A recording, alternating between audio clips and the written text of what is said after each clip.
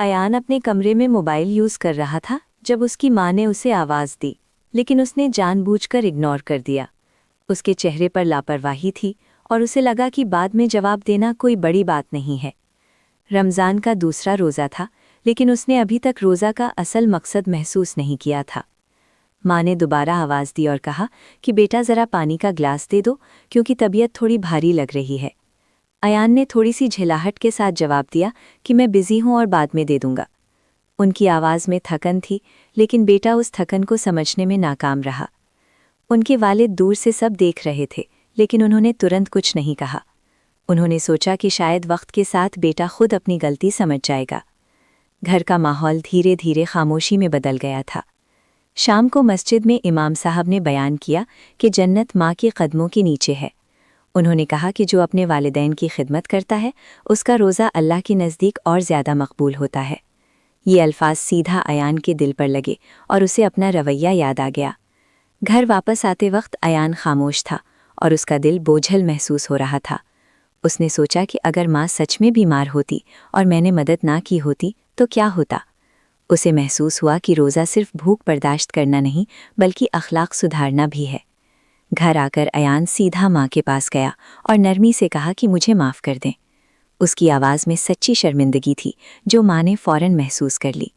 ماں نے ہلکا سا مسکرا کر اسے گلے لگا لیا اور دعا دی۔ ایان نے فوراً پانی کا گلاس لا کر ماں کے ہاتھ میں دیا اور ان کی آنکھوں میں دیکھا۔ ان آنکھوں میں محبت بھی تھی اور ہلکا سا درد بھی جو اس نے پہلے کبھی محسوس نہیں کیا تھا۔ اس لمحے میں ایان کو لگا کہ اس نے ایک بہت بڑی ذمہ داری سمجھ لی ہے۔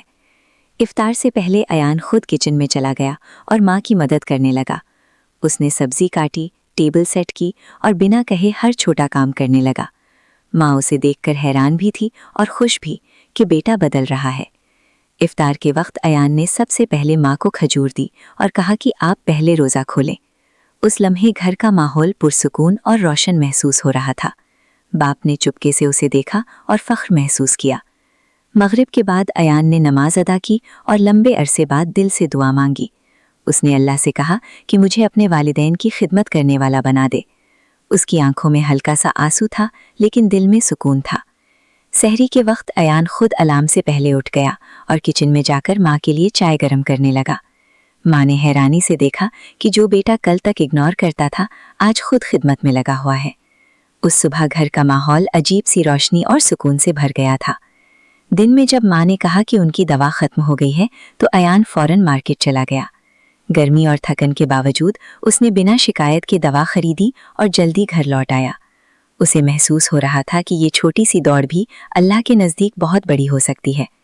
شام کو والد نے اسے پاس بٹھایا اور کہا کہ بیٹا آج کل تم میں بہت سکون نظر آ رہا ہے۔ انہوں نے مسکراتے ہوئے کہا کہ اصل مردانگی گھر والوں کا سہارا بننے میں ہوتی ہے۔ ایان نے سر جھکا کر ان کی بات کو دل میں اتار لیا۔ ایان اپنی دادی کے گھر گیا اور ان کے لیے پھل اور دودھ لے کر گیا۔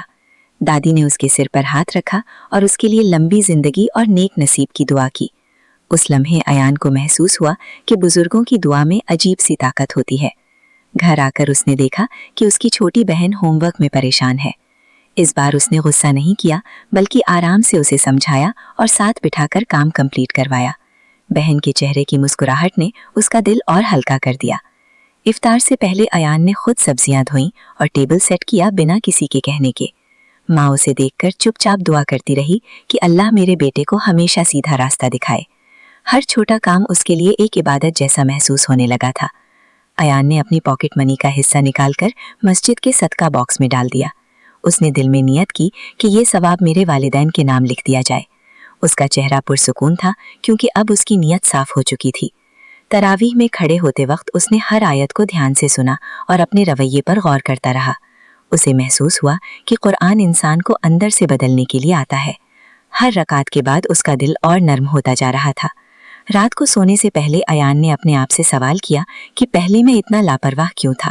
اس نے محسوس کیا کہ شیطان انسان کو چھوٹی چھوٹی باتوں میں الجھا کر اصل ذمہ داری بھلا دیتا ہے۔ اب اس نے فیصلہ کر لیا تھا کہ وہ ہر دن بہتر بننے کی کوشش کرے گا۔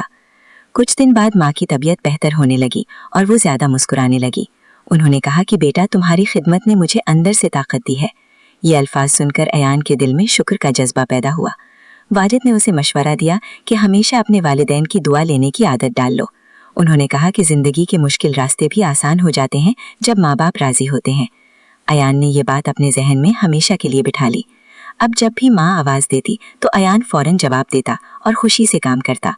घर में इज्जत और मोहब्बत का माहौल पहले से ज़्यादा मजबूत हो गया था।